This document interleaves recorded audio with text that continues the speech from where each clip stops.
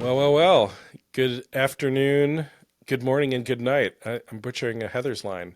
How are you It's there? not Heather's. It's the Truman Show. Oh, Jesus. Um, but it's a great line. And I had an experience this week, Dave, that caused me to realize just how important this podcast is to the world. Um, we have a radio station here in Pittsburgh that I love, and I want to be clear at the outset that I love them, and so the criticism is from that place. WYEP, great independent station, and they do this thing every year where they have Decades Week.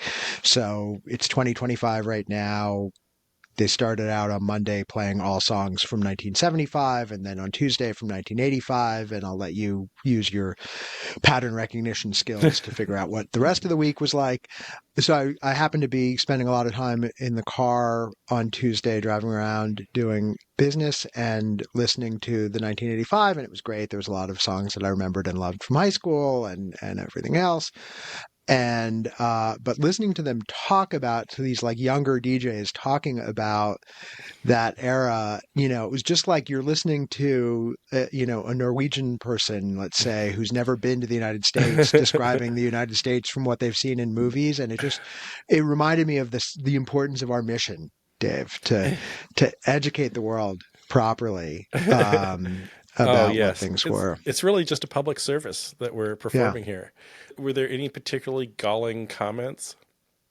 It wasn't like it was just like that there's like the tone is a little bit off. Like they were talking about, I think it was Echo and the Bunnymen, as if it was some like really obscure thing that people probably wouldn't have heard of, uh it's just like you could just tell like this person's not a native speaker, you know. All right. Well, that's good evidence for the value we provide There you to go. translate for the youngers what life in the Gen X era was. So, But all right. again, just to reiterate, WIP, love them. Everyone should listen. No, aren't you gonna just be a little more hardcore? I thought that's where we were headed these days. Why don't you just call them on the carpet and flog them? Because I recognize that an independent, local, independent music oriented radio station that plays lots of local acts and supports the community is a fragile and delicate thing. And whatever limited influence we have here, I would like to use to support them and not to tear them down. Okay, you're protecting it like a baby duckling. Okay, well then I hear you, and yes, those are valuable resources that we all should have, and yes. Okay, so let's open with our question, and this week's is what movie or TV show from back in the day most reflects the reality as you saw it of family life? Happy Days, the Cunningham family. We'll talk about it more. Wow. Okay. I'm going to say Ordinary People. Ooh, And that's that grim. was not a happy family. No, no. That was a great movie, though. Yeah. Yeah. All right. So why Happy Days?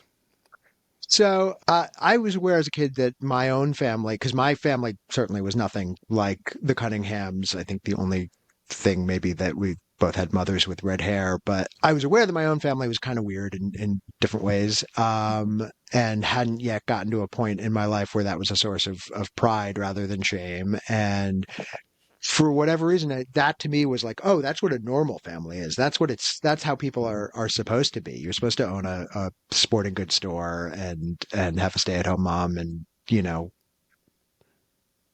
All wear that. wear sweater vests and whatnot. Even though it was I like the think my 50s? yeah, I think my dad maybe did actually wear sweater vests occasionally. I can't remember, but Nice. so talk about Ordinary People. So Ordinary People, for any that did not have not seen that film, which is a classic, and I believe the directorial debut of Robert Redford, I think. Sounds right. I'm not sure. Yeah. Yeah. It's grim. It's a grim story about a family that is struggling with loss, and there's depression and all kinds of stuff. In fact, it's been quite a while since I've watched it, so my summary will probably be somewhat inaccurate. But what I think it does do extremely well is explore the unhappy corners of family life as well as the Yeah. potential and past happiness of families, which, I think culture, you know, television and film have all gotten better and better over the years, not in all ways, but in realism was pretty absent when we were kids, and everyone seemed like there, everyone seemed like a, I don't want to say a cliche, but it was almost like they were um, like vaudeville versions of reality, like kind of Yeah, overplay. Like you take a type and then you overplay it. It almost seemed like it was a requirement of performance for decades. And so subtlety was often lost in right. storytelling of those eras. My recollection is, and I could be way off base on this, but I have a sense that the success of that movie, because it was both a critical and a commercial success, actually was a little bit of a turning point in that it was one of the first mainstream movies to deal with suicide in a serious way, and to deal with the darkness of family life, but that was still a movie for mainstream audiences with big stars and high production values, and wasn't like an artsy European thing, and that had some influence on how movie making went from there. I'm not sure that that's right, but that's kind of how I remember it anyway. Mhm. We've Probably gotten a in little bit of a mental health too, yeah. um, and not just treating people who kind of fall apart mentally as cautionary tales or freaks or inherently weak. It was like humane about them. It was Right. nice. I It mean, was and nice. I'm sure part of the reason I responded to it then and later was, because there was some darkness in our family, and some, Yeah. one of my brothers had really significant problems. My mom, I think, probably had undiagnosed depression, and those things I couldn't put words on exactly in real time, but in retrospect, I'm sure that's why it appealed to me. Yeah. Yeah, if I'm remembering correctly, actually, we like watched it in health class in high school and talked about it. But we've gotten way ahead of ourselves here because we have not yet welcomed people back to Stupid Gen X Tricks, the show for people who used to be cool, or the podcast for people who used to be cool. It is episode 9. Parents just don't understand. And who's our guest today? Is it Will Smith? Yes, yes. Will Smith is coming on, and he's on Zoom, so he can't smack either of us. No, it's a considerably more easygoing character. Our friend Ashley Merriman, who is, Hey. yeah, and author, speaker, leadership expert, and she has lots of things to say about lots of topics. But we're going to focus in on something that is, of course, personal to us and many people, and a kind of classic book she authored called Nurture Shock: New Thinking About Children, which there it is, and it's been around for a bit. It was a big hit, and we're going to talk to her about what it all was about and what came of things. Yeah, and I really like this topic because I feel like, in the sort of discussions about Gen X in the Gen Exosphere, if you will, which is a phrase that I think I just made up, and will now use a lot.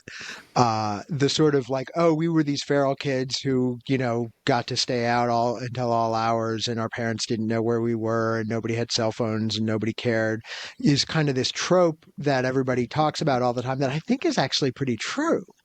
And it's one of those things where I think that did distinguish us, certainly from the generations after us. But I think that there was a difference with the generations before us too, because so many more families, or so many more kids of our generation were growing up either in single parent families or in two worker families, and so we were the latchkey kids who came home to an empty house after school. Yes, I agree, and I certainly was one of those feral children of Yeah. free range parents, even though there was not such a term back then. Um, I do feel like the stereotype of everyone disappearing off on their bikes was true, and you could. Yeah. I was looking at some memes where it had a picture of a yard with a bunch of kids' bikes fallen Right. on their side, and it was like, how you could find your friends back in the day. Like you didn't need a Yeah, snap I mean, map you'd for see that. You that was just a needed pretty common sight yeah, back just in the ride yeah. around till you. But also, I think undermentioned in this discussion is the role of big wheels. Big wheels were awesome. Everyone had a big wheel, but me, and I'm still bitter. Along You with, never had a big wheel? I didn't have a big If you wheel. if you'd had one, I have to tell you, they were less awesome than they seemed. I don't know. They were pretty awesome to me. Even the ones that had like they'd worn through, and so they kind of like chunked every Yeah. turn of the wheel. Even those I was jealous of. Yeah, I had one and I remember feeling even at the time like it wasn't as exciting as I'd hoped it was going to be. I mean, so much of life is like that, isn't it? So And yet yes. I still want one. I know that. I know that in my heart. I know that in my head, but my heart still wants a big wheel. Although I don't think I'd fit in it these days. It So was just your birthday, so I could buy you one as a late gift if you'd like. yeah, I appreciate that. Maybe get me like a Hot Wheels version of a big wheel or something, or All right. I don't know. Okay, so one thing I have tried to be very strict about as a parent is requiring that my children like, subscribe, review, and follow all of our socials here on Stupid Gen X Tricks. And so, Yeah, so and I think we will both cut people out of our wills if they fail to do that promptly. yes, yes, we will. And we also should circle back to the topic of parenting, our own parenting. Such as it is. Maybe after the break. Yes. Okay. Well, all right. Coming up is Ashley Merriman herself with knowledge and brilliance to share with all of us. And wit. Wit, too. Yes. All right, good. We're going to the honeycomb hideout! Big Bully's back! My big friends want to try honeycomb. He says it's real big. It is! Hey, is it big? Hey, it's big. And post-honeycomb cereal's part of a balanced breakfast. Wow, neat CB iron-on. Got it in honeycomb. Right on. I got smoky bait. CB Iron-Ons won a neat specially marked box of honeycomb. Hey, you got dragon! 10-4, good buddy! Welcome back to Stupid Gen X Tricks. And the more astute among you will notice that there's now a third person on the screen, and that is our old friend Ashley Merriman. According to her website, which must be true because it's on the internet, Ashley is a two-time New York Times best-selling author. Ash has taught Olympians and professional athletes how to better perform under pressure. She's advised Fortune 100 executives on the science of innovation and how to successfully navigate change. She's coached military leaders on building a winning culture, and most importantly for our purposes today, Ash's book Nurture Shock, right here, currently overdue to the public library, co-authored with Poe Bronson, has become one of the most influential books about children and parenting ever published, on the New York Times bestseller list for more than 6 months. That's crazy. And an Amazon top nonfiction 100 book for more than a year. It has been translated into 20 languages, one of them Portuguese, I'm guessing. But yes, two kinds of and- Portuguese, Brazilian and Portuguese. Excellent. And as you can hear, she lives next to the metro. Sorry. That's all right. All right. Well, so before we get into all the high-minded stuff, I need to ask our all-important question that serves as our kind of character test of all our subjects, which is Oh dear. Not A character test. All right, let's go. not really, but you I may am or the may not be- character. You guys have known that me for a long time. You both know I am a character. Okay, but what the childhood version of you was probably a character as well. Yes. And what we want to know is, what was the first record you ever purchased? Oh gosh. So I was always a weird kid, and I was also a show kid. So I don't remember. Is it going to be a soundtrack? That would Well, be yeah, that's what exciting. I say. So my parents, we had a lot of soundtracks, and I grew up listening to musical theater and everything from My Fair Lady to Jesus Christ Superstar. I knew all the words. I didn't know what Mary Magdalene's profession was for a long time, but I knew all of her songs. These are details. And I remember I hadn't bought it, but I remember winning a record on the radio. When you would call in and you had you had to be like the 20th caller or something, and I tried and I won the record, and I was so excited. I don't know, it must have been like 12 or something, and I think I was on the radio. I think it was live air, and I was so excited that I had won an LP. I was screaming. And in case you're wondering what it was that I was screaming about, we're dying to know. Anne Murray. Wow. So did I prove my Gen X creds? That was you proved something. Which album? No, I could probably recognize it. I could probably pick it out.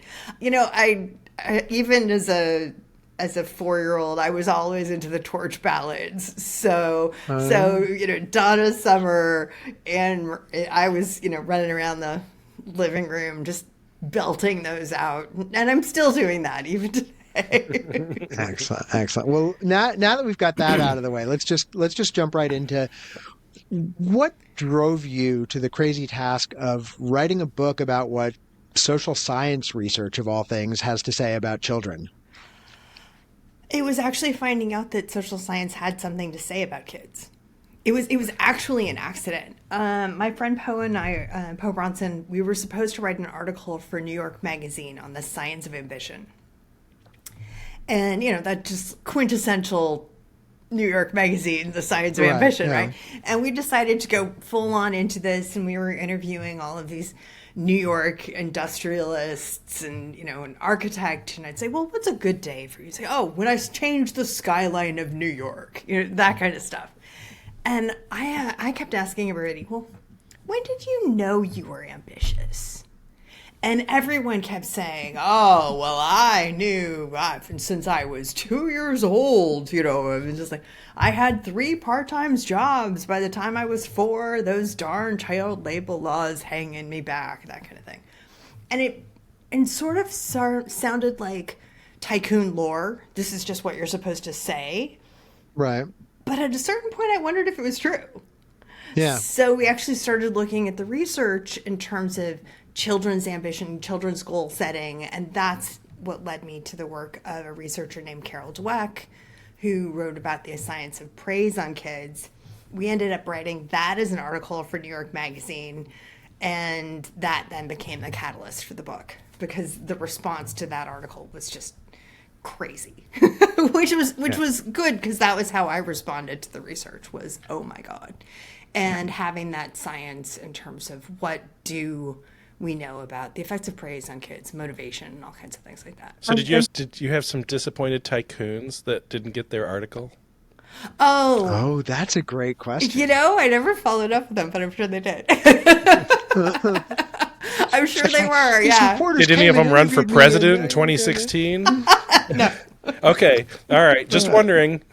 No particular reason. No particular family lines that I was it was random folks. Yeah. Okay. Sorry, but to go back to that question of the science of praise, which you write a lot about, and I know I have a lot to say. I mean, just talk about what you found and how that squared with what you'd seen, because you'd also been an educator, and what that should tell us all. Yeah, and that leads to what could be the most fun, and could be many hours of conversation, my profound hatred of everyone gets trophy programs, which I hate so much. And but back, Carol Dweck's research, as I mentioned, she was looking at the difference in praising kids for their effort, saying, oh, you worked really hard at this, versus, oh, you're really smart. You must, that. And what was the explanation for success? And she found that when you told kids they were really smart, that was actually a disincentive to work hard. It was a disincentive to try new things. They sort of panicked when they made a mistake. They didn't want to even try again once they'd sort of proven themselves, because everything was a risk that they might lose that label of being smart, and they wanted to be smart. Whereas kids who had been told they were worked hard when, oh, yes, I did, and actually thought it was fun to work hard because that was something they could control. So that was sort of, and to your, how I reacted to this, I was devastated, absolutely horrified, because I'd been running a free all-volunteer tutoring program in inner city LA, and if a kid walked in without falling on their face, I told them they were a genius and they were brilliant and they were wonderful.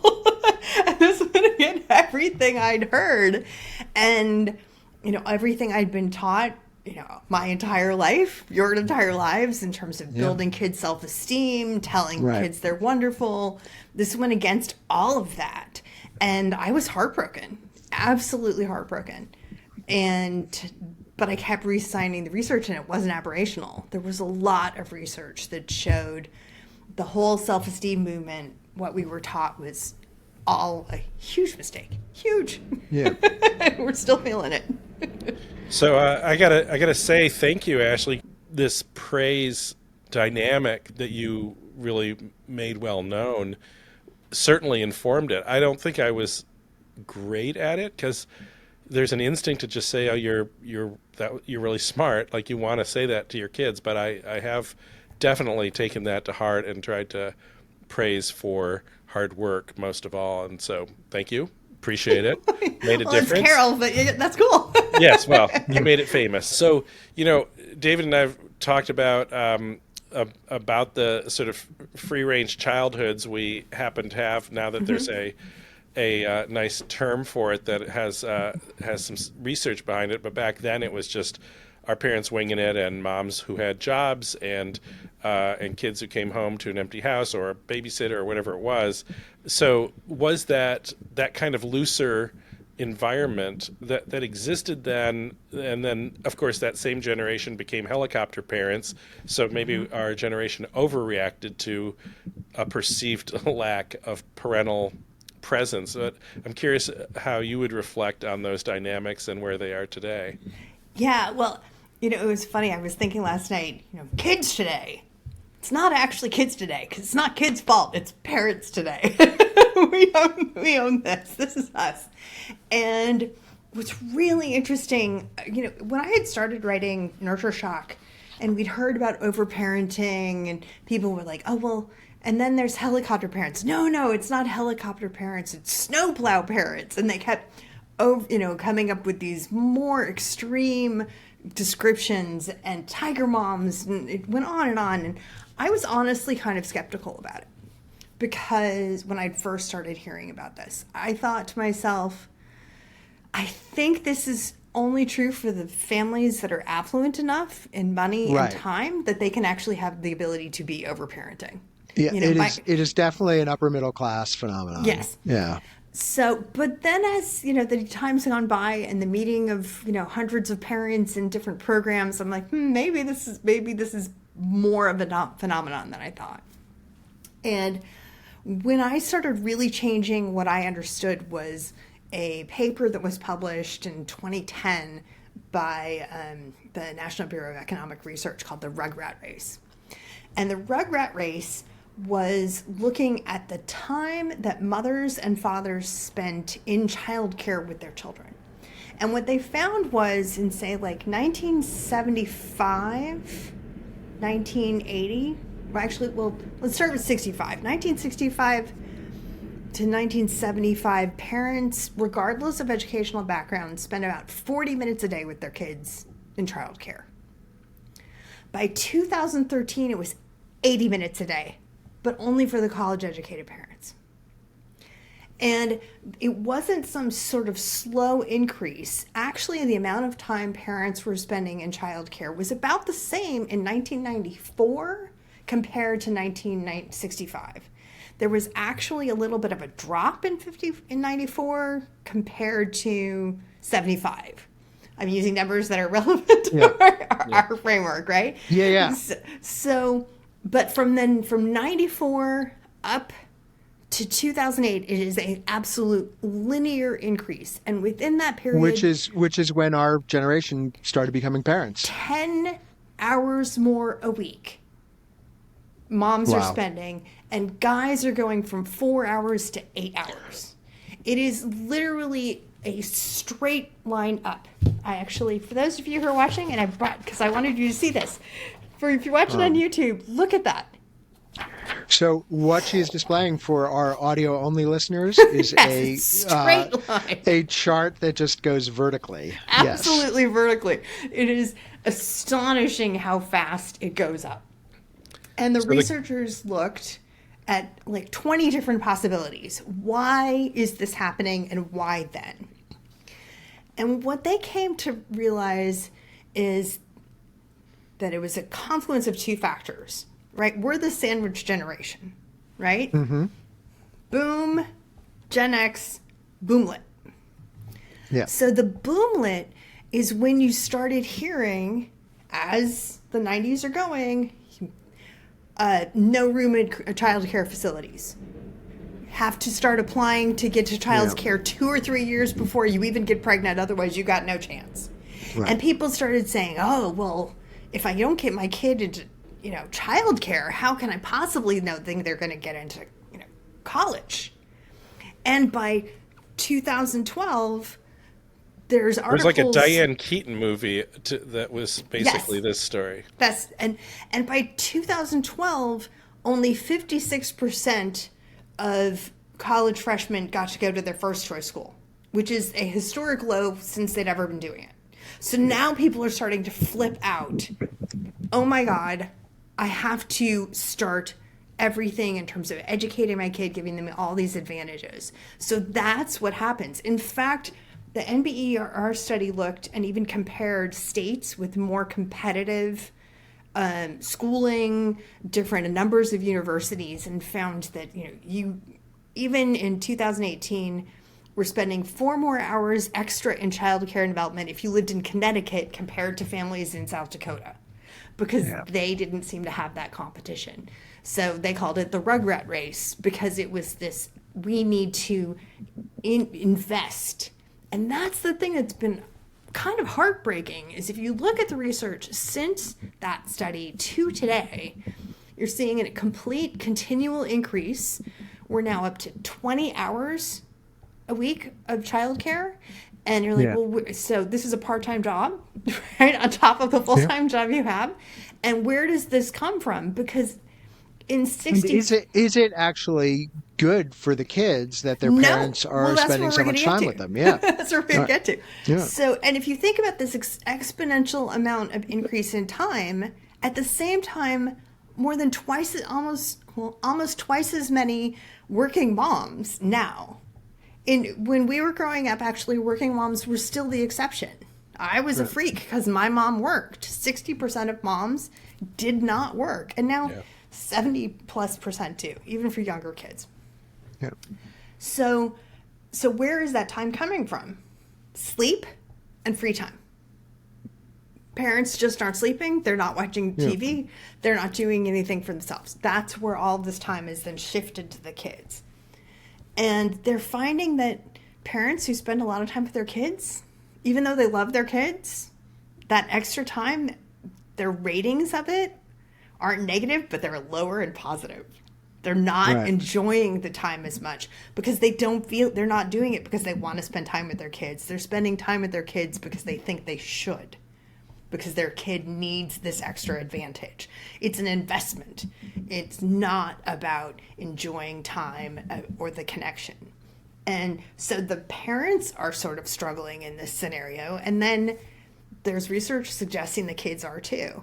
So, and one of the things... I mean, anecdotally, I see it in not only my own kids, but in lots of kids their age, right? That, and my kids fortunately have grown past this thing, but like so many kids who just like don't know how to amuse themselves, don't know how to, use time in an unstructured way, because their whole life from the time they were 4 years old is you've got a play date and a music lesson, and I'm going to sit down with you and read to you, and like they don't know what to do with themselves. And boredom is not regarded as an opportunity, it's a fail. Yes. Yeah. Well, and so Thomas Curran looked and he found that there's a generational increase, not in narcissism, because a lot of people say that kids today are narcissistic. I repeated some of the studies saying kids today, we think they're narcissistic. But he actually said, no, actually it's perfectionistic.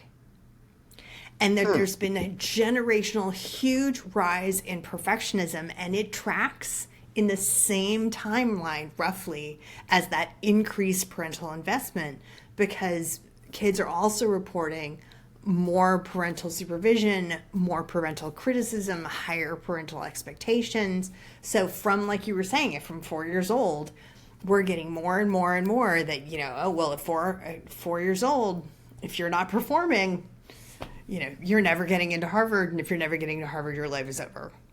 Yeah. Ash, this probably won't surprise you one bit. It did surprise me.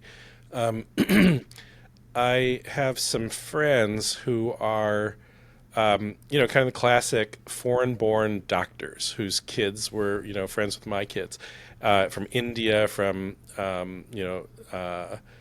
Syria, Eastern Europe, places like that. And one of, I got pretty friendly with one of the families and was having a back and forth with the dad. His kid was, their kids were excelling, and one of my kids was having a challenge in school, and he was like, oh, well, I'll just tell you what all basically the foreign doctor kid parents do, which was, he's like, yeah, we all send our kids to summer school so that they can learn the subjects that they will be taught the following year. So when they start in the fall, it'll be super easy for them. They'll blow right through and be top of their class.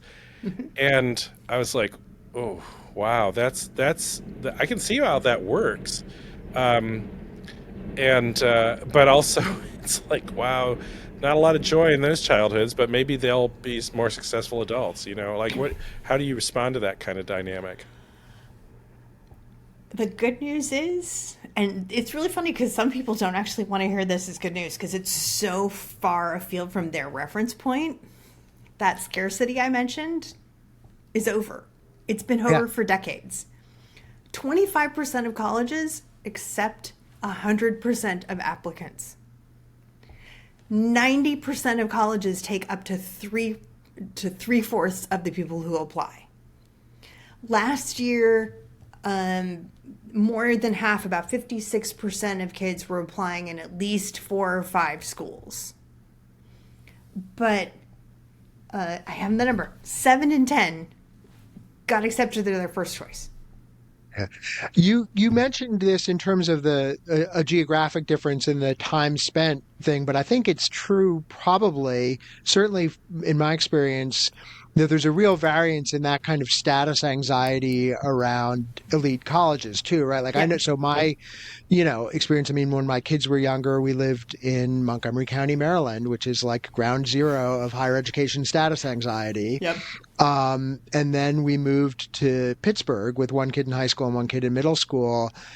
And it was like everybody in our family just started breathing easier. Like it's just, and the kids really felt it and really can talk about it, that like people aren't as crazy here. And especially with one of my kids who was not academically inclined and not really interested in going to college, being in a place where people are saner about it made a huge difference.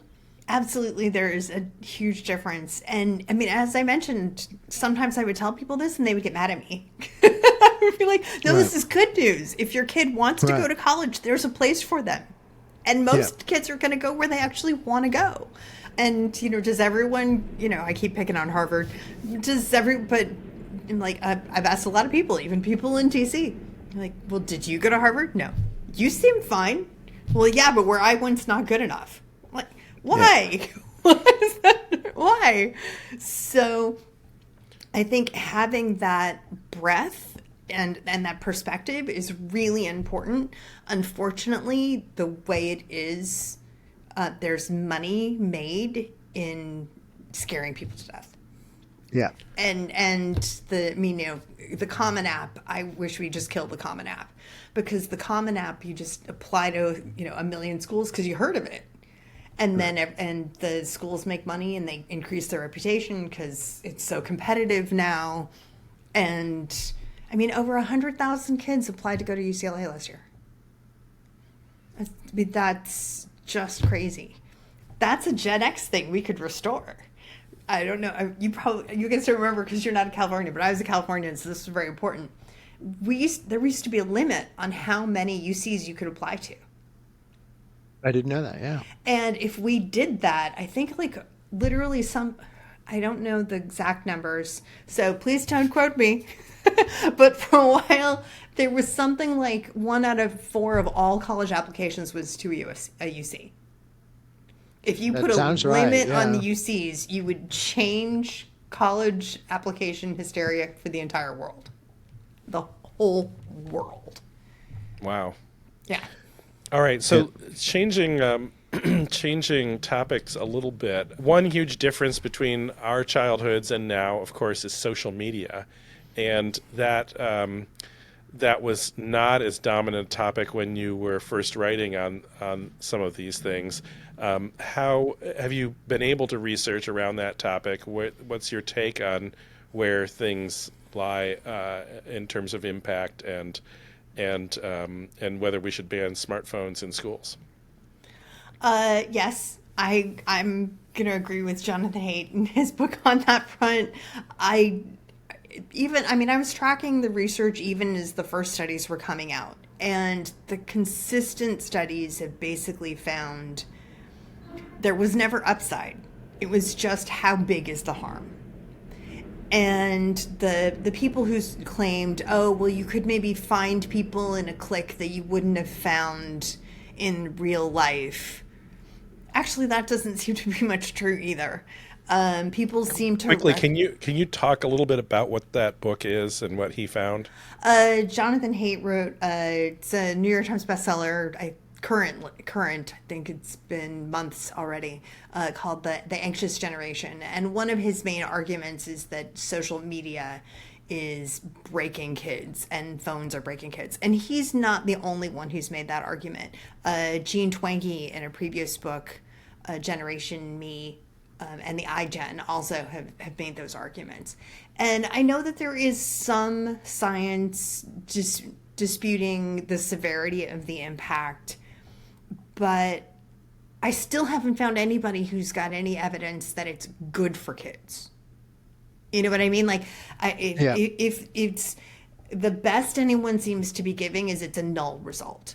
And we spend a lot of time on our phones having these communications to say that, well, it might hurt, but maybe it's just okay, right? That doesn't seem to me to be, especially if you're talking about phones in schools or things like that, to be the right answer. And there's research that, just having a phone in sight changes your ability to concentrate. Putting your phone away in your desk so that you can't see it improves your ability to concentrate. It's better to leave it outside in another room entirely. But if you do that when they give you the phone back, then you immediately start getting on your social media because you have a FOMO, oh my gosh, I need to restore the connection that I've been missing. But the concentration, and they've even controlled for that, right? Like, in the ability to think and read is slower because your brain is unconsciously looking to see if anyone's texted you while you were reading a passage. And what have you seen in the research about also just the impact of all of the weird social dynamics of social media, right? And you hear all these horror stories. We've both been a little bit obsessed with the TV show Adolescence. I don't know if you've watched it or not. I haven't. I'm a geek. I just keep reading studies. Yeah, it's really, really good. I've heard it's wonderful, but I haven't had a chance yet. Wonderful is probably the wrong word because it's not happy. Dark. But, it's dark. Yeah, yeah, I know that. But it deals with a 13-year-old kid who ends up committing murder. I'm not giving any spoilers here, really.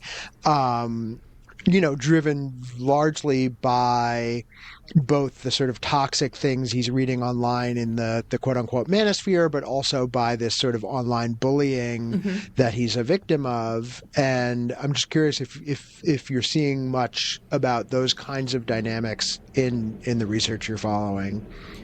Well, the child shooter data is always terrible and horrible and painful. And whether you're talking actually about a kid or an adult, even though there are too many of them and they're too common, statistically, they're still so rare. It's harder to say, well, here's a pattern, here's something like that. You could always say something is anecdotal. There are certainly predictors. Don't get me wrong, there are predictors of school shootings and violence, but it's still hard. I think there's more research, though, in terms of the damage of social media relating to bullying and the depression that people are having. And that's not actually just limited to kids. A Dartmouth study found that the more time you spend online and Facebook, the worse you feel about your life. Because most people are only posting the good stuff, right? Yep. People are posting the pictures of the vacation that they went on that you didn't get to go on. They're posting pictures of family events and you spent the holiday alone. And you're probably not posting, I spent the holiday alone. And there's even like this weird, people apparently allow you a couple negative posts, but after that you're kind of a drag, so then they hide you or they unfollow you. And we all know that's the case. So even though we know we're inflating and giving people this optimistic rose-colored version of our lives, even though we know we're doing that, we think your version of your life is real and not as inflated as my version of my life is inflated, right? Yeah. So there's lots of research that the more time you're on social media... I had no idea from your social media, in fact, that you're just like under a constant barrage of subway noise. See? I should be posting that. Actually, I don't post. I look for people's birthdays and then I log off because I know how bad it is. Every 8 minutes. But really? At least there are no trains now, right? Wait until there's a train. But so there's lots of research showing that that's the case. And one of the things that does make the social media component more nefarious than school is school was limited by the geography, right? Even if it hurt, at a certain point you could go to an after-school club where nobody knew that they were making fun of you at school all day. Or you just went home and watched TV, and online the texts, the posts can follow you wherever you are. And kids already, especially adolescents, have this hyper sense that the world is watching them, right? That's why, they're having a bad hair day or they burped in class and the world has ended because they know everyone saw. And you're like, no, really, nobody noticed you. Like, no, everyone saw. So this online targeting also reaffirms the legitimacy of the fact that everybody is watching me. Everybody is making fun of me. Everybody knows that I made that mistake or I did that stupid thing. And it becomes, it becomes sort of a virtual prison in that way. It's really interesting. It is such a natural dynamic at that age to have that, I'm being watched at every moment. And when it turns out that you are being watched at every moment, and it may not even be real, right? I mean, somebody could have a bot that just, is set to, torture you 5 times a day, but in your mind... And if it's 5 people who are actually ringing out, touching, how many other people are talking about you? Again, as an adolescent, we automatically think it's everyone. But then, the worst case scenario is when it literally is everyone. Yeah, there's some adults who think that way too. Oh, yeah. Yeah. Well, and I mean, no one wants to, feel like we're the target of ridicule or it's still true that public speaking is one of the adults' biggest fears. The idea that all eyes are on you is still feared more than death. So we don't, we want people to approve of us and being, we like our friends to give us attention, but beyond that, it gets tough really quickly. I have a random question. I love random. It's okay. I was really intrigued just by your simple comment that you're a nerd and you love reading research. Tell us something you've read in the last, months, years, whatever, that really captured your imagination and may have nothing to do with what your public, expertise entails. Or it can, or it can have everything to do with your. I love everything I read. I get so excited. I think you guys could tell, especially if you're watching this, you're seeing me bouncing, and if you're listening, I'm bouncing. I joke occasionally that I'm the research version of Tigger because I just start hopping up and down when I find something I like. I am completely fascinated with the science of feedback, which is, I guess, the grown-up version of praise. But the fact that, things like you're supposed to do this thing called the sandwich technique for you're supposed to go positive and negative and positive. The shit sandwich, yes, more specifically. And there is no scientific evidence whatsoever that works. None. And they've tried it in every possible different iteration, different settings. It doesn't work. It feels so much better as the person giving the criticism to feel like I was nice about it and I praised them too. But I've read that also. So what does work? Just go negative right away? Well, let me get there for a second. To what you said, I actually looked, nerd that I am, I actually looked to find out where did this advice come from, because it wasn't in the science. And it was actually a magazine business article like 20 years ago saying, if you don't like giving feedback and you think people are going to be upset, just tell them more positive things and then they won't have anything to complain about. I was like, well, that's not useful.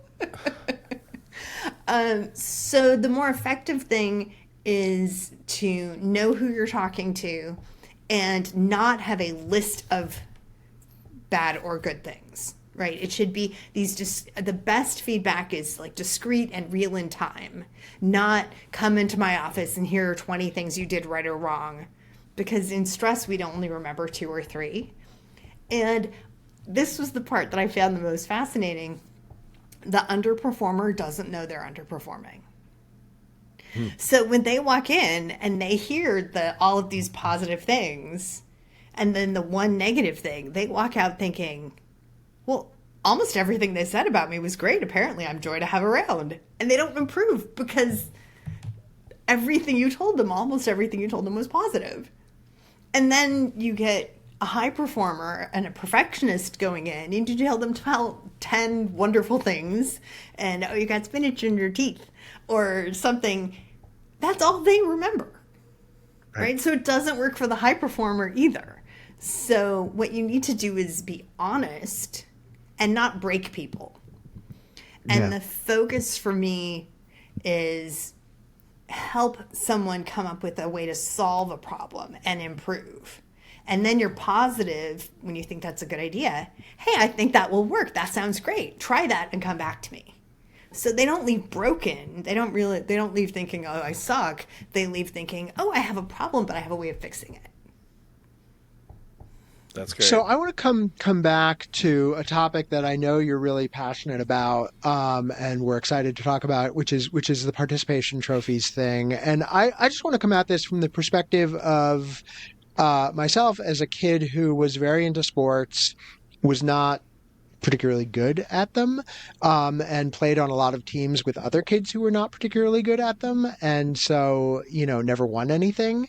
And it would have been nice to get a trophy here and there. Why is that so bad? I love that. Well, it would have been nice, but you're a very accomplished person and you've worked very hard and you deserve what you've gotten and you've achieved. So I deserve to lose my way through high school soccer? Is that what you're telling me? I deserve that? No, what it did is it taught you to keep working. Oh, okay.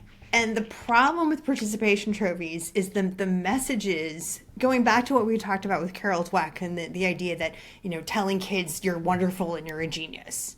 Well, if I give you a prize and say, here, you won, even if you didn't win, even if you never went to practice, even if you didn't try hard during the soccer game and you just wandered around and complained the whole time, but you get a reward.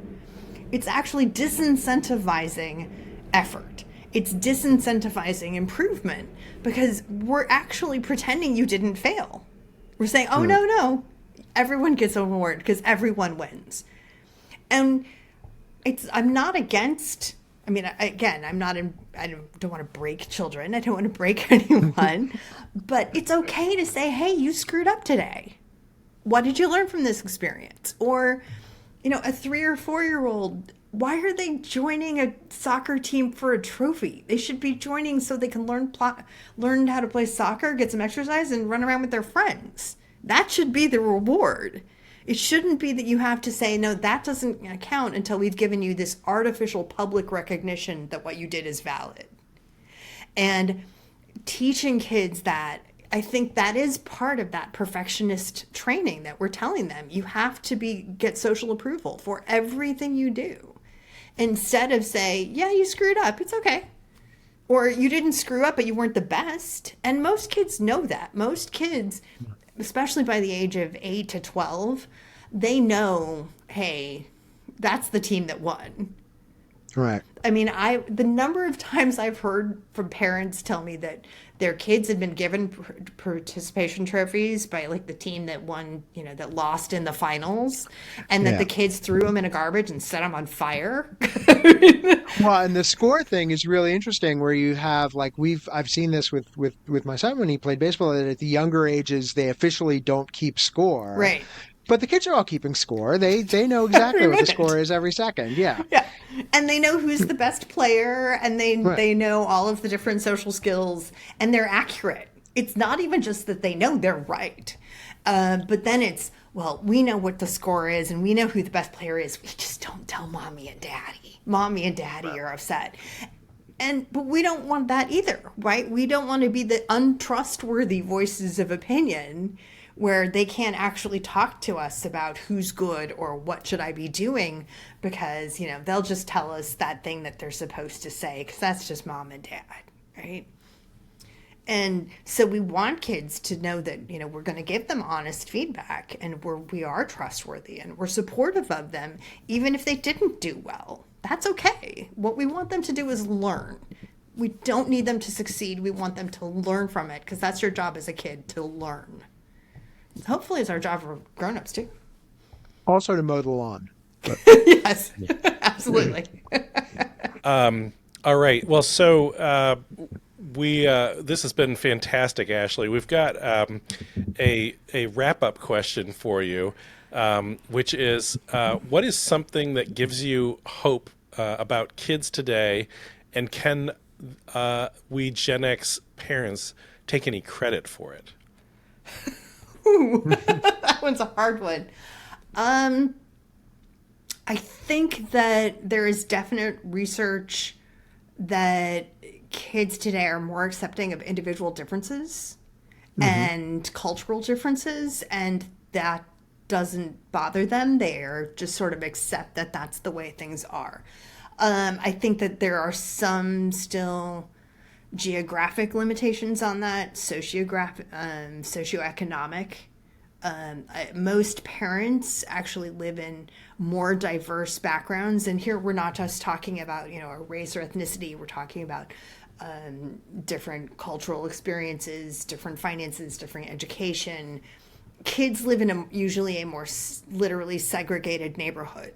Right, the variation of the real width of and variety of people that often come from work, right, and a real difference. But I think Gen X parents are good at taking kids to that community fair, to that museum, to having that conversation, and that's something that kids do appreciate and respect and enjoy.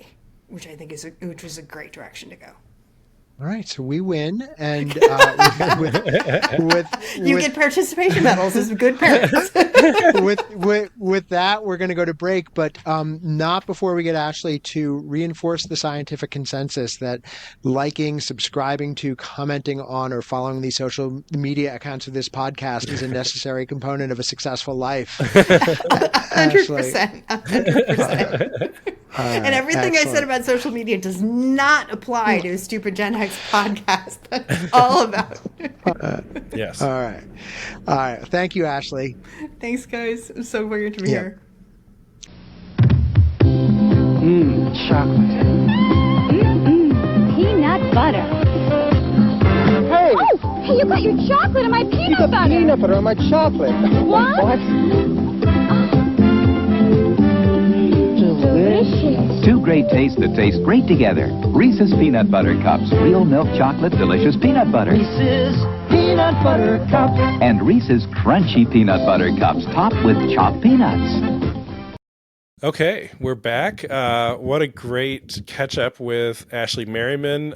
She continues to be such an interesting thinker, and while she's a person whose work was always centered in research, I guess I didn't realize that was how she nerded out even in her downtime, and that was really cool to hear, and about her specific new passions around that research. Yeah, I mean, it is certainly nice in this day and age to hear someone who takes seriously the idea that people who spend their lifetimes, looking into thorny social questions actually have something useful to say about them.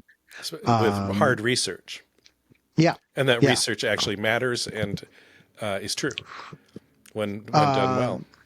When done well. Although there is a right. And while you'd like to see more reliance on research in things like, say, making economic policy for the world's leading economy, just saying, there is something to be said. I mean, I've always found it a little bit frustrating in the professional world.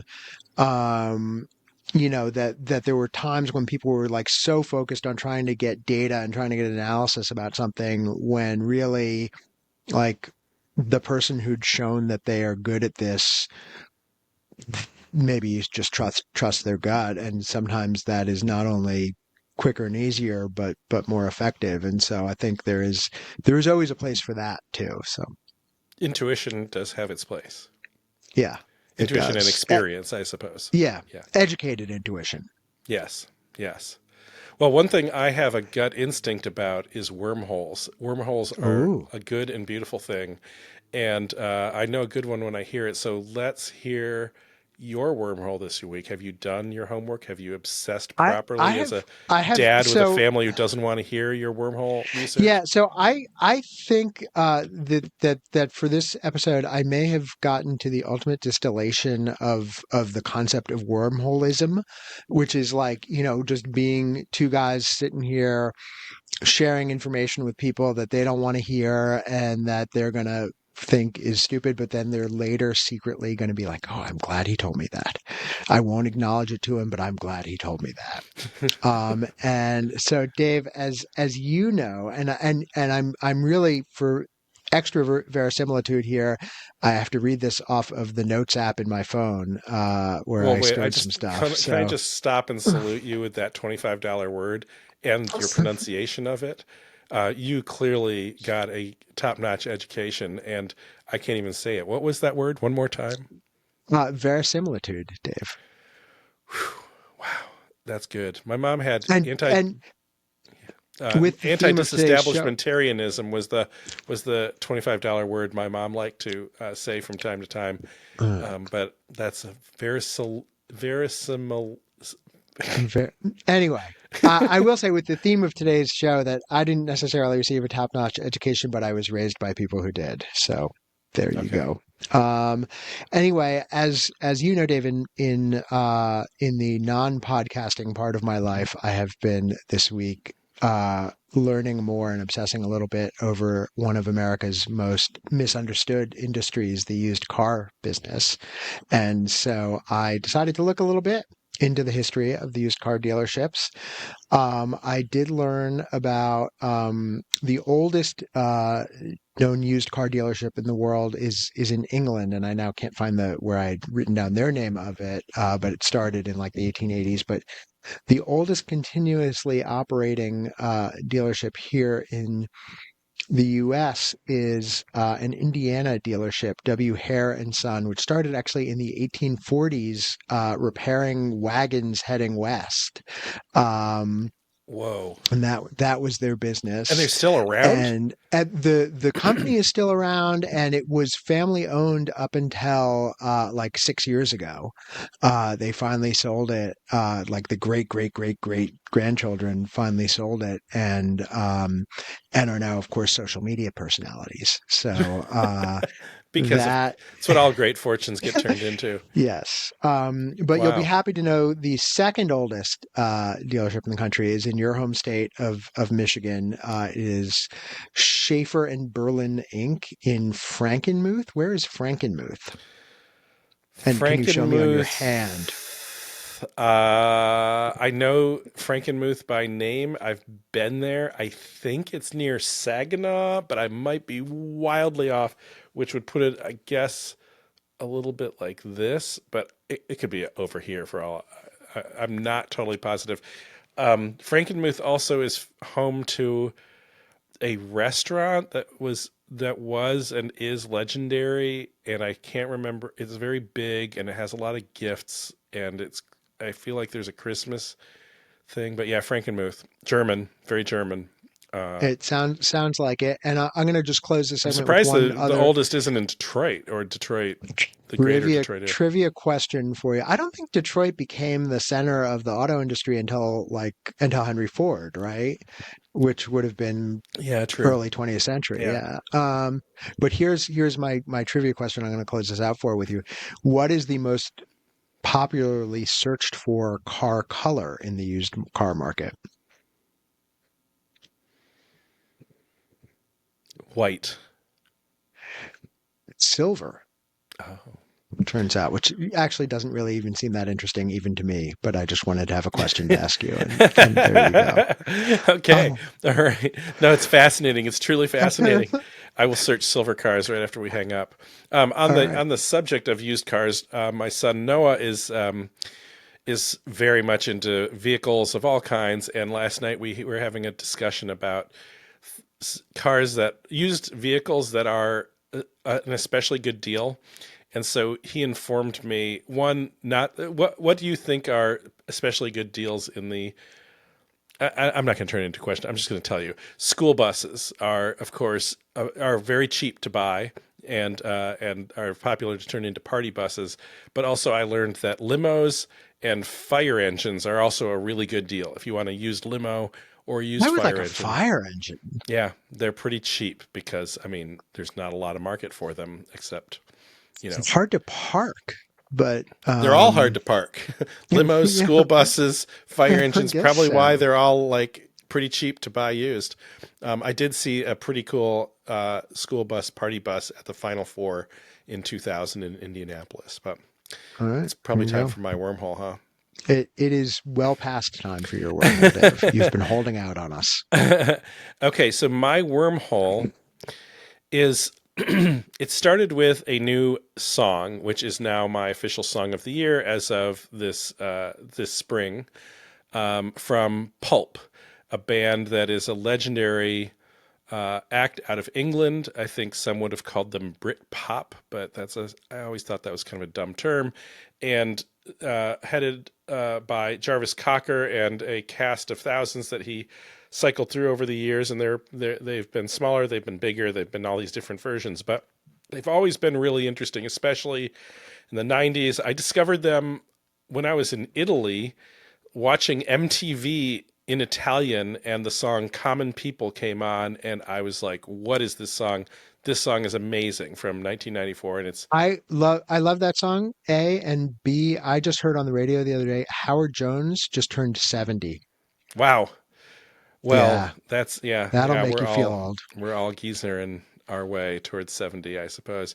So hope. Pulp retired from music or recording albums anyway in the early 2000s, and they had not put out anything for almost like for over 20 years. And out of the blue, for me anyway, this new single came up called Spike Island.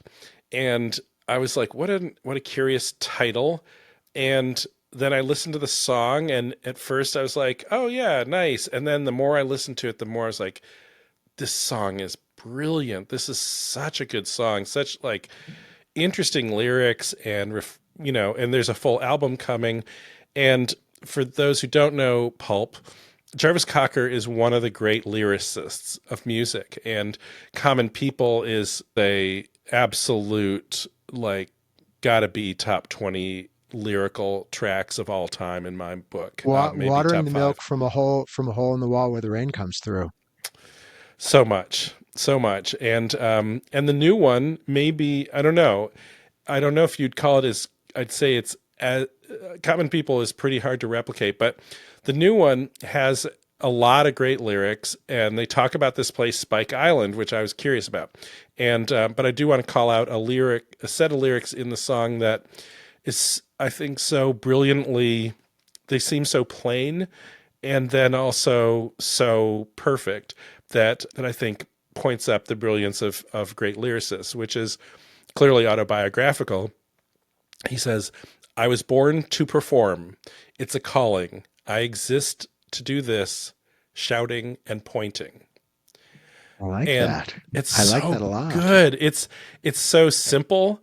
It's so understated, and yet so elegant and universal, and just calling being a front man for a band, shouting and pointing, is incredibly self-deprecating, especially for someone of his artistry. I just love it in every way imaginable.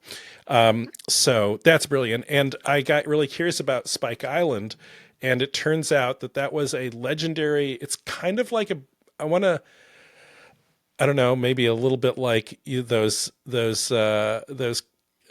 on the radio you were listening to who spoke inarticulately about the 80s. I may be doing this to the Brits in this case, in talking about Spike Island as a show. Yes. Well, so from what I've read, it's a little bit of a British Woodstock, except not so many acts. And the headliner of this, I believe, 1990 or 1989 show was the Stone Roses at the peak of their awesomeness and their hugeness, especially on that side of the pond.